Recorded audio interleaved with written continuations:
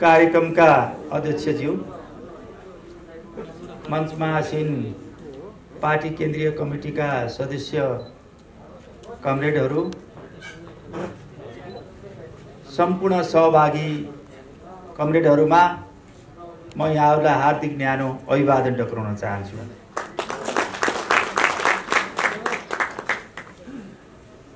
हाम्रो सञ्चालक कमरेडले यहाँ राखिसक्नु भएको छ कि हाम्रो पार्टी यति बेला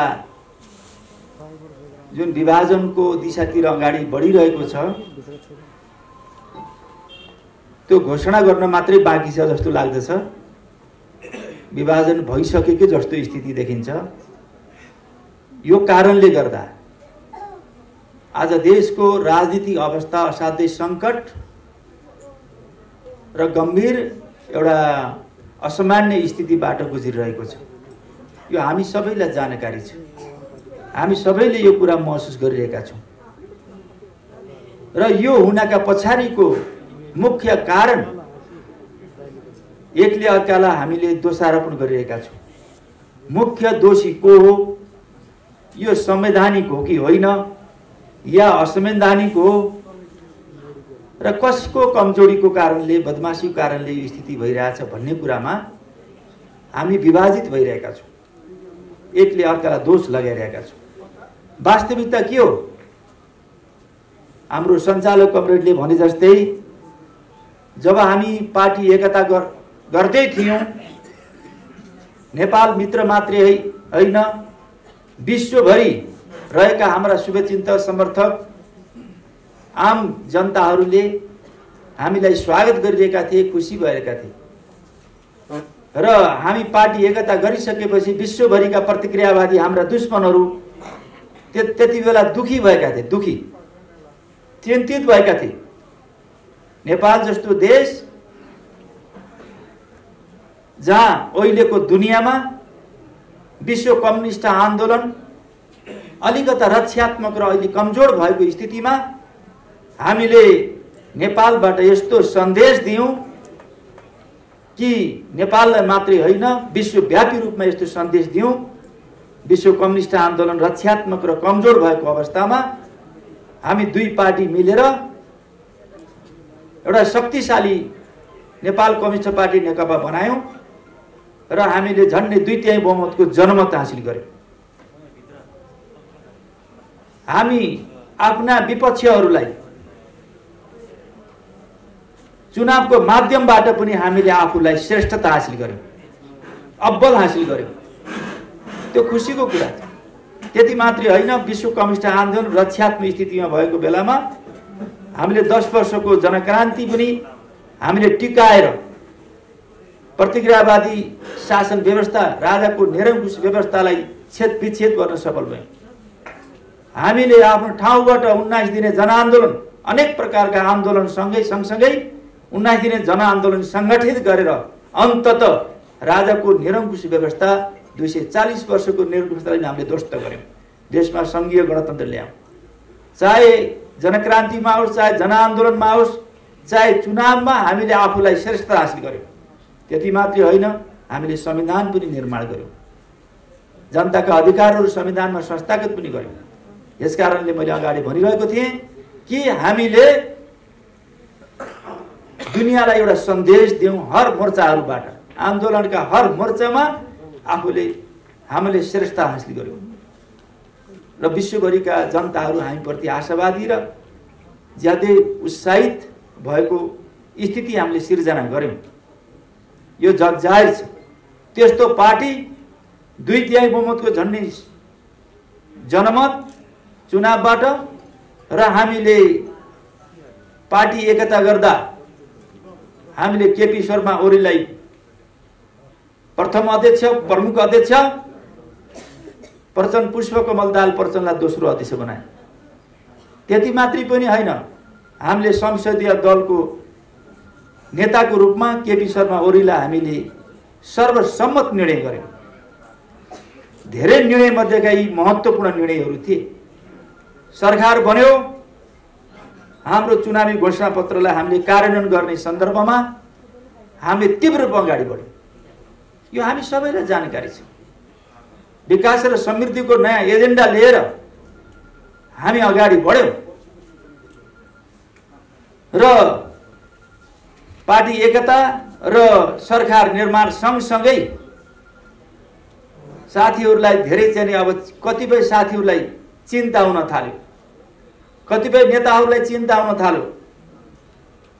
अब केपी शर्मा ओली यसै पनि अहिले मात्रै होइन, केपी शर्मा ओली 2072 सालमा प्रधानमन्त्री भइसकेपछि त्यो क्याबिनेटमा म पनि थिएँ र जुन बेलामा उहाँ 72 सालमा प्रधानमन्त्रीको जिम्मेवारी लिनुभयो,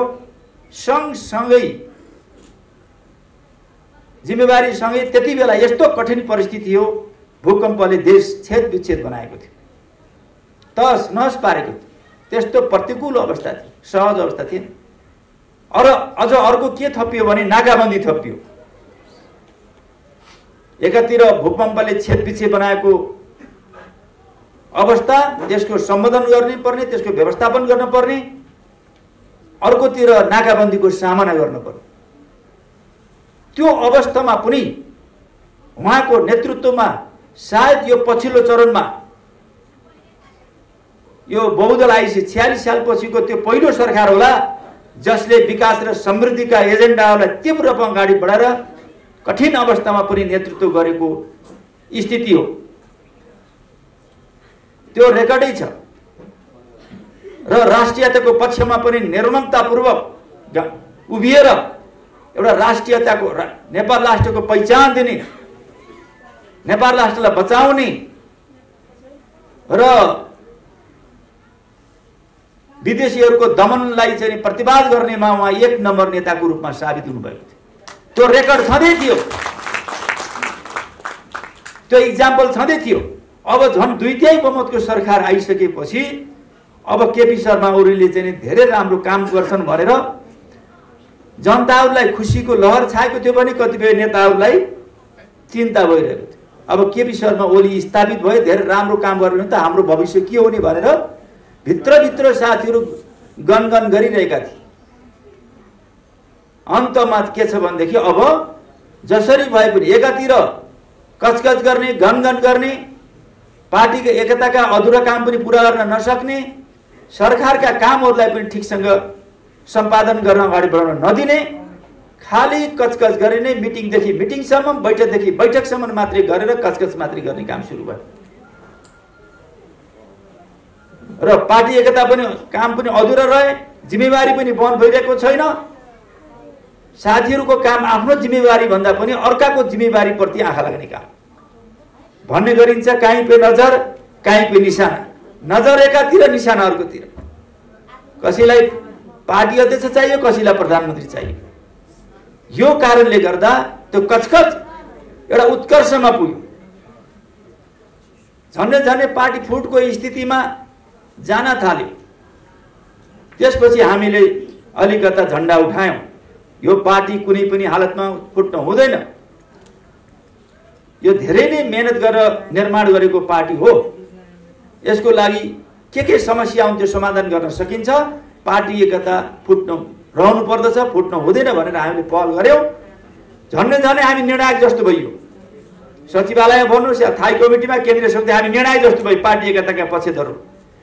अब पार्टी एकता हुने भयो, फुट्दैन क्यारे भनेर हामी लागिरहेका थियौं। अचानक साथीहरूले यस्तो किसिमको हत्कण्डा अपाउनु भयो कि जुन नेतालाई सर्वसम्मत पार्टी अध्यक्ष बनाइएको छ, जुन नेतालाई सर्वसम्मत संसद दलको नेता बनाइएको छ, उहाँलाई नि विशेष अधिवेशन बोलाउने र अविश्वासको प्रस्ताव पेश गर्ने उद्देश्यले विशेष अधिवेशन माग गरेर 81 हो कि 83 हो, कति हो रानजी, सिग्नेचर क्याम्पेन के 83 जना सांसदहरूलाई सिग्नेचर गराएर उहाँहरूले विशेष अधिवेशन जानु हो। मैले भन्न खोजेको यहाँ मकसद के छ भने विशेष अधिवेशन बोलाउनलाई उहाँहरूको हैसियत पुग्थ्यो, किनभने 25% संसद भएपछि। तर सरकार गिराउने हैसियत उहाँसित थिएन, पुग्ने थिएन। सँगसँगै सरकार निर्माण गर्ने हैसियत पनि उहाँहरूले पुग्ने स्थिति थिएन। प्रतिपक्षको समेत सहारा लिएर तपाईहरु सरकार गिराउनुस्, अविश्वास प्रस्ताव अगाडि लैजानुस्, हाम्रो साथ हुन्छ भन्ने कुरा त भइहाल्यो। प्रतिपक्षले नेकपा फुट्यो भने प्रतिपक्षलाई फाइदा हुने, तर प्रतिपक्षले सरकार गिराउनको लागि साथ दिनेवाला थियो, सरकार बनाउनको साथ दिनेवाला थिएन, बिल्कुल साथ थिएन।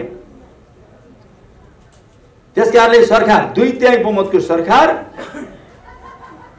तपाईको सरकार गिराइसकेपछि सरकार बनाउने उहाँसित हैसियत पनि नहुने, प्रतिपक्षले पनि साथ नदिने भएपछि हुन्छ के? सरकार लाभरी सडकमा जाने भयो, सरकार बन्ने सम्भावना नहुने भइसकेपछि के हुन्छ? उता राजावादीले राजा आऊ देश बचाऊ भनिरहेको स्थिति, आन्दोलन गरिरहेको स्थिति, एकातिर नेकपा फुटको बिउ रोपेर सरकारलाई पनि सडकमा पछारिसकेपछि सिस्टम नै कोल्याप्स हुने। हामीले 100औं वर्षदेखि लडेर ल्याएको जो व्यवस्था थियो त्यो नै कोल्याप्स हुने, सिस्टमै खतम हुने सम्मका हरकतहरू उहाँले सोच्नु भएन। अनि सरकारसँग प्रधानमन्त्री केपी शर्मा ओलीसँग अर्को विकल्प रहेन।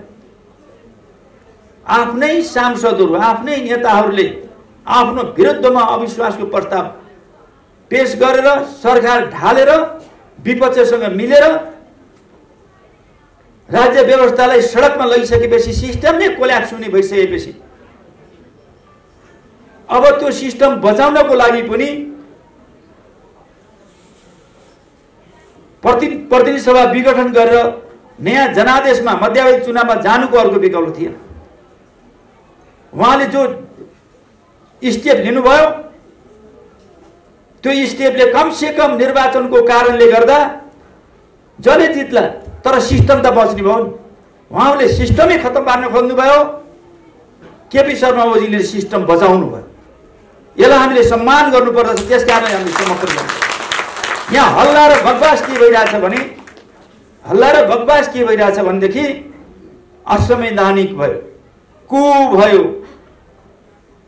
यो उहाँले भन्नुहुन्न कि आफ्नै विपक्षले सरकार गिराउने हरकत गर्ने कुरा जायज हुन्छ?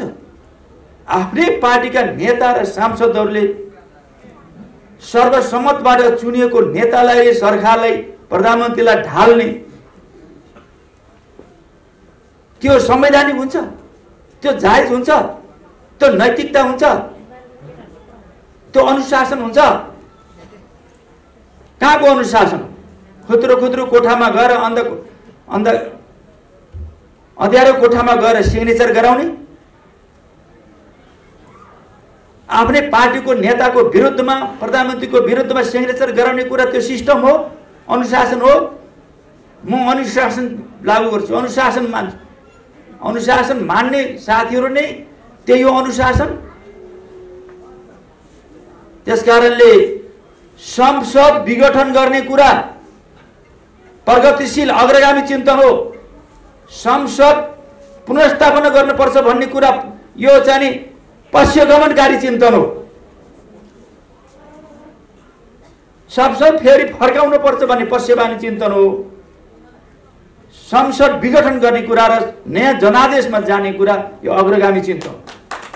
हामीले अग्रगामी चिन्तनको साथ दिने कि हामी पश्चगामी चिन्तनको साथ दिने भन्ने कुरा हुन्छ। जहाँसम्म त्यो स्थितिसम्म साथीहरूलाई कसरी पुग्यो, उहाँहरू त्यो स्थितिसम्म कसरी पुग्नुभयो, किन त्यो हरकत गर्न पुग्नुभयो, सांसदहरूलाई किन त्यो हरकत गर्नको लागि सिग्नेचर गराउनु भयो, त्यो आश्चर्य लाग्दो कुरा छ। कुनै विवाद, वैचारिक, राजनीतिक अथवा विधि योजना कार्यक्रम, राष्ट्र, जनता, विकास, समृद्धि, कोरोना भाइरस, बाढी पहिरोसँग सम्बन्धित विषयको भए जायज मानिन्थ्यो, तर त्यो उहाँहरूको त्योसँग सम्बन्धित विषय थिएन। कसैलाई चाहियो प्रधानमन्त्री, कसैलाई चाहियो अध्यक्ष, कसैलाई के चाहियो, कसैलाई मन्त्री, कसैलाई के चाहियो। खाली पदको लागि लडाईको लडाई थियो। एकजना कमरेडलाई अध्यक्ष चाहियो, अर्कोलाई प्रधानमन्त्री चाहियो, अर्कोलाई कसैलाई फेरि राष्ट्रपति पनि चाहिएको थियो, अरू कसैलाई मन्त्री पो चाहिएको थियो कि सरकार ढालेर अर्को सरकार बनेर मन्त्री बन्नु, कसैलाई मुख्यमन्त्री चाहिएको थियो कि। यी सबै आफ्ना आफ्ना इन्ट्रेस्टका खेलहरू थिए। सायद सरकार ढालिसकेपछि यी सबै प्राप्त गरिन्छ भन्ने थियो। मैले भनेको थिएँ सम्बन्धित नेताहरूलाई, तपाईहरूले यो सरकार ढल्यो भने तपाईहरूले केही पाउनुहुन्न, सडकमा जानुहुन्छ भनेको थिएँ। तपाईँ सोच्नुहोस्, तपाईहरूले जे स्टेप चाल्नुहुन्छ तपाईहरू गलत स्टेप चाल्नुहुन्छ। हर स्टेप चाल्दा केपी शर्मा ओलीसँग तपाईहरुसित 10वटा स्टेप छ भने केपीसँग 20वटा स्टेप छन्। त्यो तपाईले चाल्नुभन्दा पहिले त्यो स्टेप तपाईहरुको चाहिँ खत्तम हुनेवाला छ। तपाईहरु सडकमा जानुहुनेछ भन्दा भन्दै केपीलाई सडकमा पठाउँछौं भन्दा भन्दै आफै सडकमा जानु।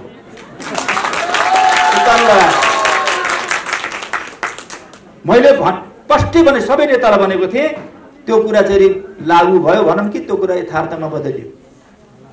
मैले भन्न खोजेको कुरा के थियो भने लामो समयसम्म उहाँहरूले केपीलाई पार्टी अध्यक्ष र पार्टी प्रधानमन्त्रीबाट पनि हटाउने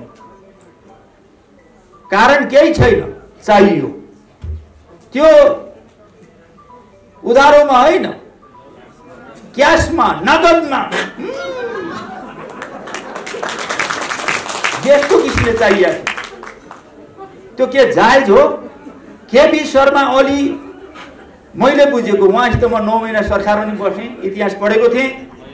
केपी शर्मा ओली 14 वर्ष जेलमा नझुकिकन गोलघरमा बसेर त्यो सामना गरेर आएको व्यक्ति हो। त्यो 1-2 दिन त्यो चिसा सिडीमा बसेर मात्रै आएको मान्छे, भुइँमा बसेर आएको मान्छे, सडकमा बसेर आएको मान्छे। र सम्बन्धित नेता कुनै नेता 15 वर्षसम्म चाहिँ नेता हुँदा उहाँको प्रतिपक्षमा बसेर आएको व्यक्ति हो। 15 वर्षसम्म कुनै नेतालाई उहाँले मानेर आफू प्रतिपक्षमा धैर्यतापूर्वक सामना गरेर आएको व्यक्ति। सम्बन्धित प्रमुख नेतालाई चुनाव लडेर महाधिसमा चुनाव लडेर पछारेर आफू अध्यक्ष भएर आएको मान्छे।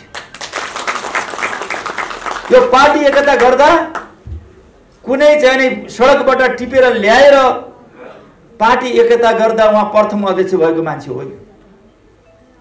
हामी सबैलाई जानकारी छ।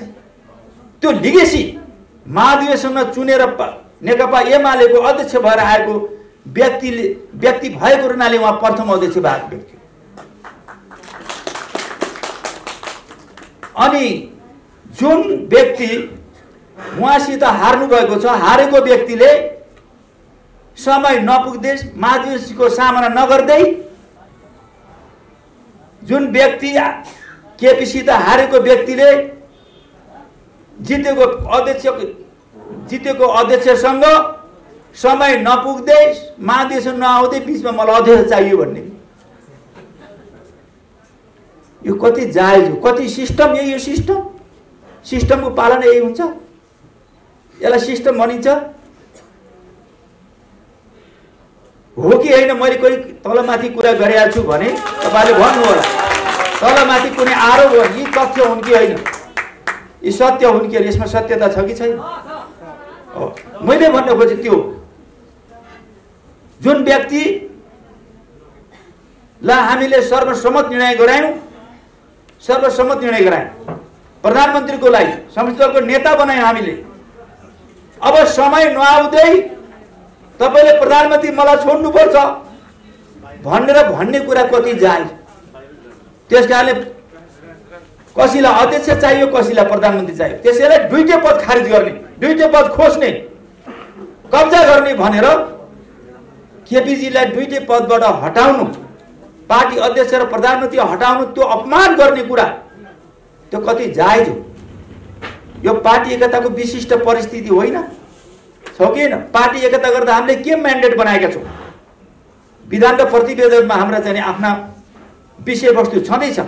त्यसमा पनि त्योभन्दा पनि महत्त्वपूर्ण कुरा के थियो भने संश्लेषण भन्नुस् या निष्कर्ष भन्नुहुन्छ भने 5 वटा विषय हामी केन्द्रित गरेका थियौँ। पार्टी एकता गर्दा हाम्रो सहमति भएका 5 बुँदाहरू छन्। पहिलो बुँदा, दुईटा पार्टी एकता गर्दा दुईटा अध्यक्षलाई के गर्ने भन्दाखेरि दुईटा अध्यक्ष रहने, 2 अध्यक्ष प्रणाली रहने भन्ने।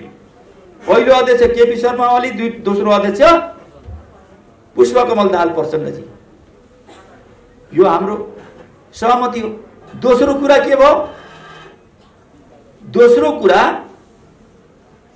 अब विचारमा के गर्ने? कसैले जब भनेका छौँ, कसैले 21औं शताब्दी जनवाद भनेका छौँ। एउटा भन्दा अर्को पछि लास्ट हुन्छ। त्यसकारणले जनताको जनवाद भन्यो, त्यो पनि टुङ्ग्यो। तेस्रो कुरा, हामीले पार्टी एकताको विशिष्ट परिस्थितिमा हामी जे निर्णय गर्नेछौँ सहमतिबाट जानेछौँ भने। किन सहमति भन्यो भने पूर्व एमालेलाई 40%, पूर्व माओवादीलाई एमालेलाई 60%, पूर्व माओवादीलाई 40%। यो मापदण्डको आधार हामीले एकता गर्नु पर्ने। भनेपछि 40 र 60 भयो भने त बहुमतको निर्णय मान्ने भयो भने त एमालेले 60%ले 40% त खत्तमै पार्ने हुन्छ नि, ढुक्नै दिँदैन। त्यसकारणले त्यो विशिष्ट परिस्थिति भएको हुनाले, त्यस्तो मापदण्ड भएको कारणले माओवादी केन्द्रलाई मध्यनजर गरेर ख्याल गरेर जे निर्णय गर्नेछौँ सहमतिबाट गर्नेछौँ भने। अर्को आलो पालो कुरा गरियो, प्रधानमन्त्री आलो पालो 3 वर्ष 2 वर्ष गर्ने भन्यो। अब चौथो कुरा, महाधिवेशन पनि सहमतिबाट गर्ने भन्ने। महाधिवेशन सहमतिबाट गर्ने भन्ने, किनभने 40-60 छ, होइन भने त एकले अर्कालाई सिद्धाउने कुरा हुन्छ भनेर माओवादीलाई नै मध्यनजर गरेर गरिएको व्यवस्था थियो।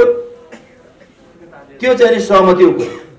उसलाई त्यो ह्युमिलिएसन नहोस्, पछाडि पर्न नपरोस्, सम्मान होस् भनेर गरिएको चाहिँ त्यो आधारहरू थिए।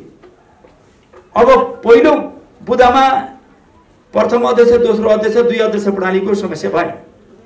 दोस्रो कुरा, जनताको जनवाद भन्ने कुरामा विचारमा पनि समस्या भएन।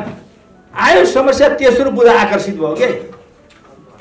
अब जबसम्म यहाँ जो आलो पालोको कुरा हो, एउटा भनौँ न आलो पालोको कुरा हो, कसरी अब त्यो चाहिँ नि प्रधानमन्त्री हस्तान्तरण गर्ने त? पहिला के भयो भन्नुहुन्छ भने आलो पालो पनि हुन्थ्यो होला सायद।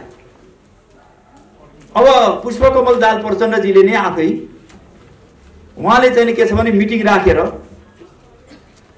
अब देशमा राजनीतिक स्थिरताको लागि, अस्थिरता हटाउनलाई केपी शर्मा ओलीजी अब 5 वर्षको लागि प्रधानमन्त्री हुने भनेर केपीजीलाई हामीलाई कसैलाई सचिवालय नसोधिकन प्रस्ताव पास गराउनु भयो। किन पास गराउनु भयो भन्दा उहाँलाई हामीले त राम्रै गर्नुभयो भन्ने राजनीतिक स्थिरताको लागि भन्यो। तर समस्या सोच के रहेछ भने उहाँले केपीजी अब बिरामी हुनुहुन्थ्यो, अब दोस्रो पटक किडनी ट्रान्सप्लान्ट गर्न पर्ने, अब दोस्रो पटक ट्रान्सप्लान्ट गर्न पर्ने भने पक्का भयो, गर्नै पर्ने स्थिति आयो। अर्को कुरा, त्योभन्दा अगाडि उहाँलाई एपेन्डिसाइटको पनि फेरि अपरेसन गर्न पर्ने, उहाँलाई हाई सुगर पनि थियो, उमेर अवस्था छँदैछ, डाक्टरले पनि रिस्क लिने कुरा भयो भनेका छन्। त्यसो भनिसकेपछि अब यही यो टाइम अहिले मैले सबै दिएँ भने उहाँको तलमाथि पर्यो भने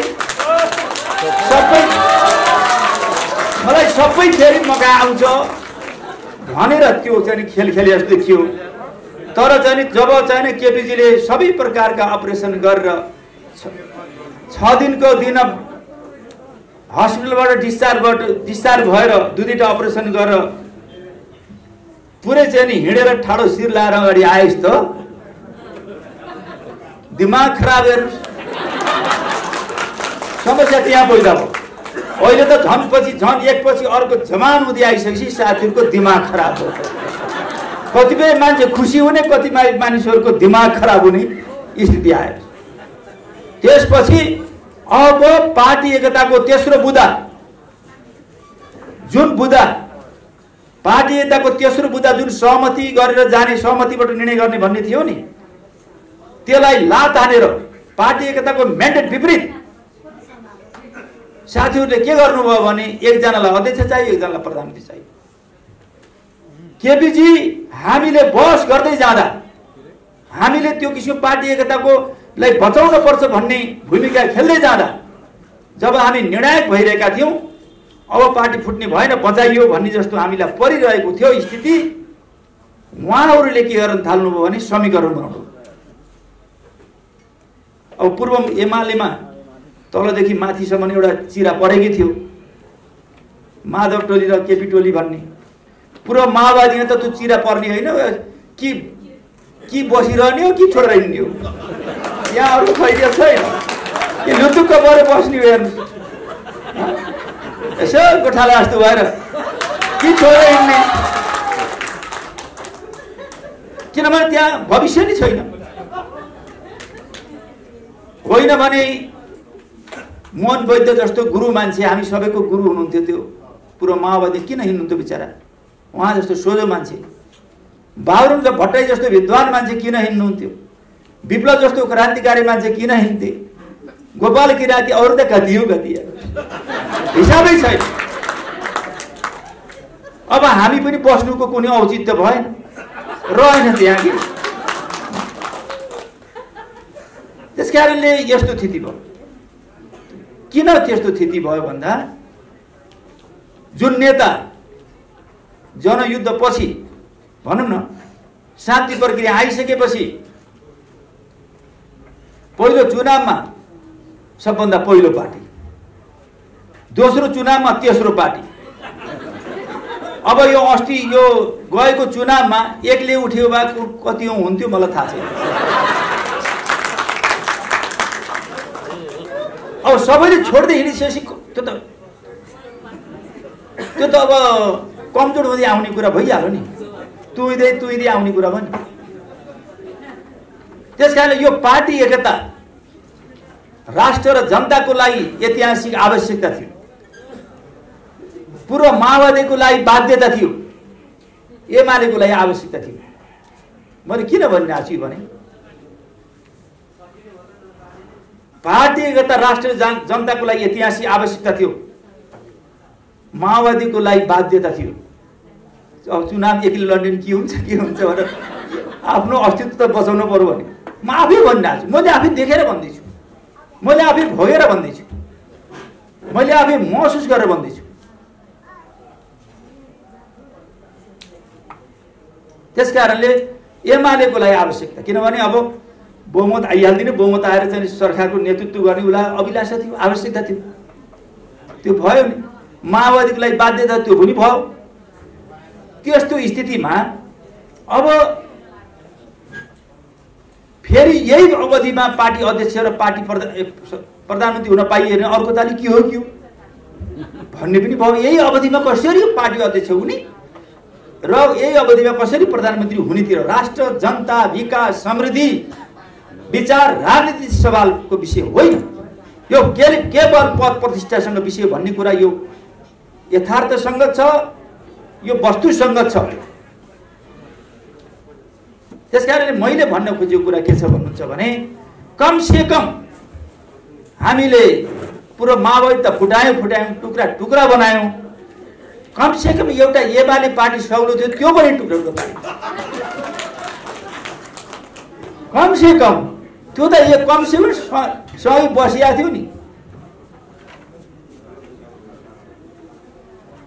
त्यस कारणले अब साथीहरु चाहिँ अब आफै धक्का खाएर सडकमा जानुभयो। मैले त भनेको थिएँ, सुरुमै मैले आफूलाई स्पष्ट गरेको थिएँ, यो हुँदैन, यो साथीहरुको चल्दैन। अब त्यहाँ द्वन्द्व सुरु भइसक्यो, हिसाब किताब गर्नु पर्यो नि हामीले पनि, साथीहरु कसरी चलेका छन् भन्ने, कसरी चल्दै आएछन्, इतिहास के छ भने त बुझ्नु पर्यो नि। आफ्नो भविष्य, राष्ट्रको भविष्य, जनताको भविष्य सबैले हेर्छ नि, हेर्दैन? यो मानेमा केपी शर्मा ओलीजीका आफ्ना स्वभावजन्य कमजोरी होला, तर वैचारिक र राजनीतिक रूपमा, सांगठनिक रूपमा उहाँको कमजोरी यसपालि छैन। हो, स्वभावको कुरा मेजर कुरा होइन, उसले कस्तो विचार, कस्तो दृष्टिकोण, कस्तो योजना, कस्तो कार्यक्रम उसको धरातल के हो भन्ने कुराले फैसला गर्दछ। साथीहरू, न वैचारिक, न राजनीतिक, न सांगठनिक, न विधि, न प्रक्रिया, न अनुशासन, केही पनि छैन। अब त्यहाँ हुनेवाला पनि छैन, हुनेवाला पनि छैन। जब आदत हुन्छ नि यसो नसा खाने, त्यसले खराब गर्छ भन्ने पनि थाहा छ। तर खाँदै खाँदै गइसकेपछि बिहानै उठ्ने बेलामा, पानी खाने बेलामा, दुध खाने बेलामा दारू खान पर्ने हुन्छ। हामीले देखिया छ धेरै मान्छे, जब मान्छेलाई पार्टी फुटाल्ने आदत भयो भनेपछि त्यो चुप लाएर बस्दै भयो। जब मान्छेलाई सरकार गिराउने आदत परिसकेपछि त्यो चुप लाएर बस्दै भयो। हाम्रा एकजना अध्यक्ष कमरेडले मैले यतिवटा सरकार बनाएँ भन्छ, त्योभन्दा बढी सरकार उहाँले गिराउनु भयो। बनाउने धेरै कि गिराउने? गिराउने धेरै छ। ल गनेर राख्नुहोस्, म सबै चेनी गनिदिन्छु। अहिले कतिवटा सरकार गिरे भन्नुहोस् त, कसो कारणले गिरे? पार्टी फुटे, कसो कारणले फुटे? मैले भनिसकेँ नि, आफ्नो त फुटालियो, एमालेलाई पनि अहिले आएर फुटाल्यो। अब त्यो प्रवृत्ति त्यहाँ छ र सुरु भइसक्यो। यो चल्नेवाला छैन। किन? न उहाँहरूमा न विचार छ, न राजनीति त, न योजना छ, न विधि छ। 33 वर्षसम्म आफै टिको लाएर, आफै अध्यक्ष घोषणा गरेर पार्टीलाई खोल्तीको पैसा बनाउने के? त्यसो भएपछि को वर्ष त्यहाँ? अनि पार्टीमा त 5-5 वर्षमा चाहिँ एउटा अधिवेशन हुन्छन्, पार्टीका हुन्छन्, विभिन्न कमिटी जिल्लाका हुन्छन्, प्रदेशका हुन्छन्, जनवरीय संगठन हुन्छन्, पेशागत संगठनका हुन्छन्। एउटा सिस्टम हुन्छ नि। आफैले टिको लगाएको छ, अध्यक्ष भनेको छ, हिँडिया कोही आयो मलाई किन नबनाएपछि त्यहाँ तपाईँले टिकी भइस ल भने उसलाई पनि टिको लगाइदिनु। पनि यस्तो खालको गाउँघरको जस्तो टिकी जाने पार्टी बनाइसकेपछि त्यो पार्टी नफुटेर को फुट्छ? कमसे कम हामीले त्यसलाई रूपान्तरण गर्न खोजेका थियौँ। यो चाहिँ नेकपा एमालेसँग मिलेपछि एमालेमा कमसे कम सिस्टम छ। कमसे कम त्यहाँ के हुन्छ भने 5-5 वर्षमा चुनाव हुन्छ, अधिवेशन हुन्छ, हर कमिटीका जित्नेले जितेर जान्छ, हार्नेले चाहिँ फेरि 5 वर्षपछि जनतामा गएर काम गरेर मेरो देखाइदिन्छु भन्छ, फेरि आउँछ पनि। अवसर कतिले पाए? सिपी मैनालीदेखि अहिले केपी शर्मा ओली हुँदाखेरि 10 वटाले चाहिँ अध्यक्ष पाइसक्यो। प्रधानमन्त्री पनि 3-4 जनाले कतिले पाइसक्यो।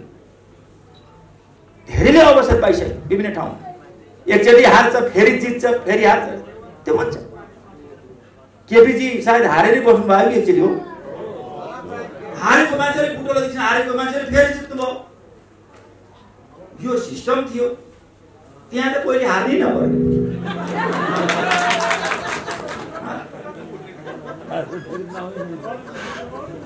यस कारणले त्यो विघटनतिर गइरहेछ।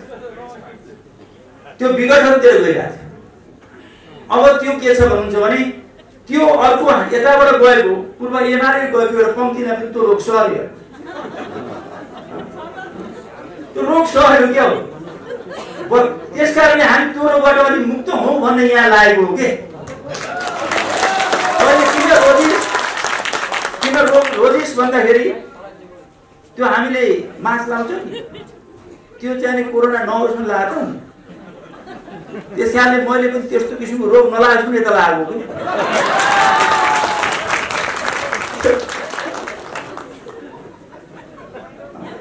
त्यो हुनेवाला छ, त्यसकारणले त्यो बुझेर लाग्यो। अनि साथीहरू कुराहरू चाहिँ लेगेसीका कौन सा लेगेसी बाबा? पूर्व माओवादीमा बाबुराम हिँडे, विप्लव हिँडे, वैद्य हिँडे, किराती हिँडे, त्यहाँ 30,000 सेना कहाँ गए, कहाँ योग्यता क्षमता इतिहास बोकेका योगदान गरेका मान्छे कहाँ गए, कहाँ? त्यो अवसरवादीको झुन्ड छ त्यहाँ। अनि पछि त्यो अवसर क्रान्तिकारी जो सबभन्दा त्याग तपस्या योगदान गरेकाहरू हिँडिसके। अवसरवादीहरूको एउटा झुन्ड छ, तिनले लिगेसी बोकिरहेको छ। लिगेसी अब त चाहिँ त्यो माओवादी जनयुद्धको लिगेसी त माधव नेपालले पनि अब चाहिँ कमान्ड गर्न थाल्नु। अहिले मैले नाम भने सरी।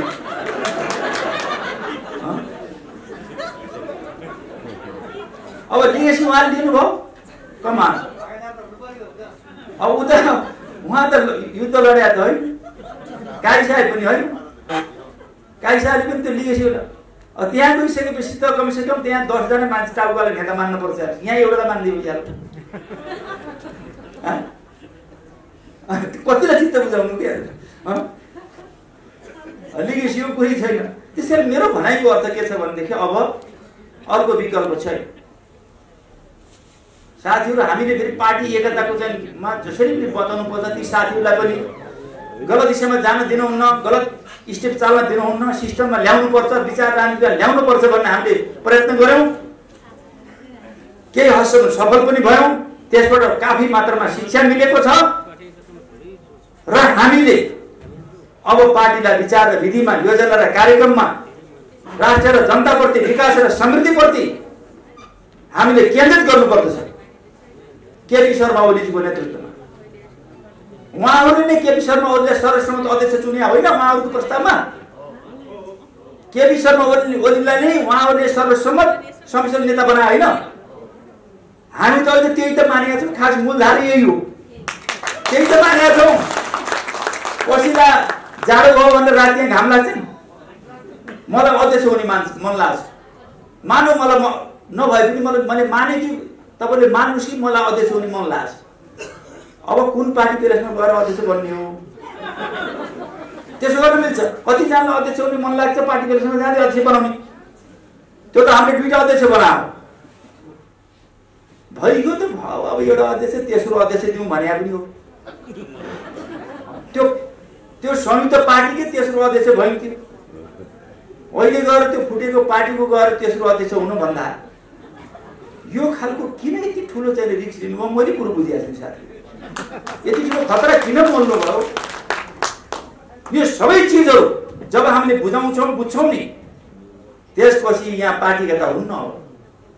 मैले यो पार्टीगत देखाएको छु। ध्रुवीकरण भन्ने हुन्छ है, ध्रुवीकरण। जो सही छ त्यतातिर फुरुफुरु आउने।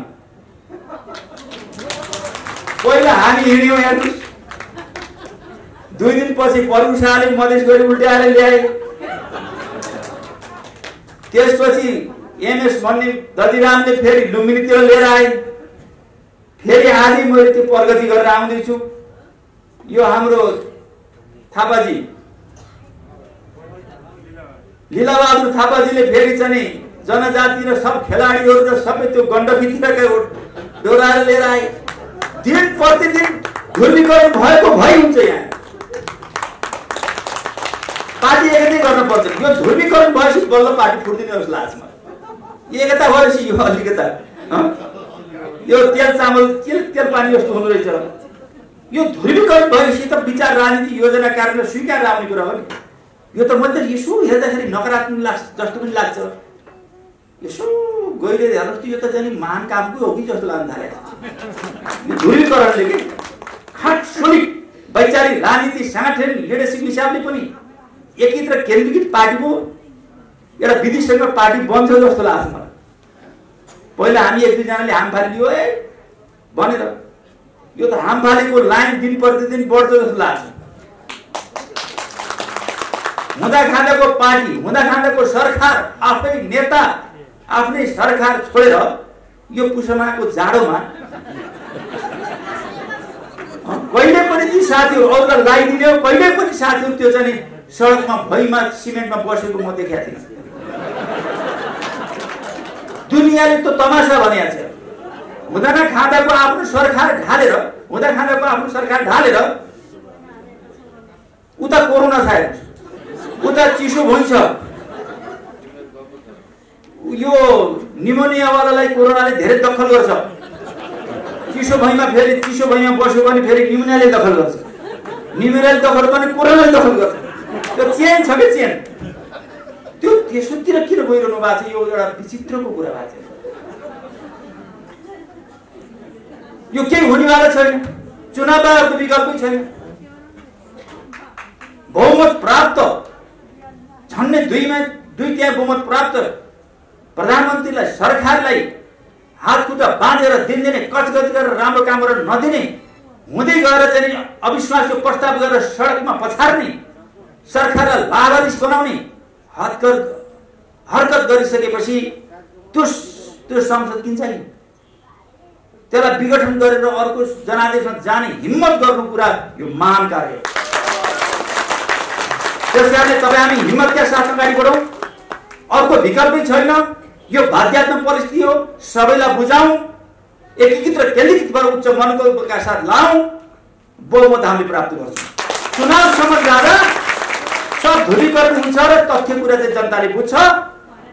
इतिहास साक्षी छ। हामीले धेरै सरकारहरू बने। तपाईँ हामीलाई थाहा छ, अरू पनि सरकार बने,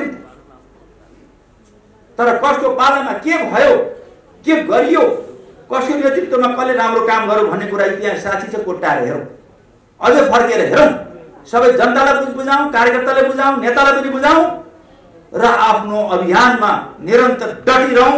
यही शुभकामना दिँदै मेरा भनाइ अन्त्य गर्छु। धन्यवाद अभिवादन है।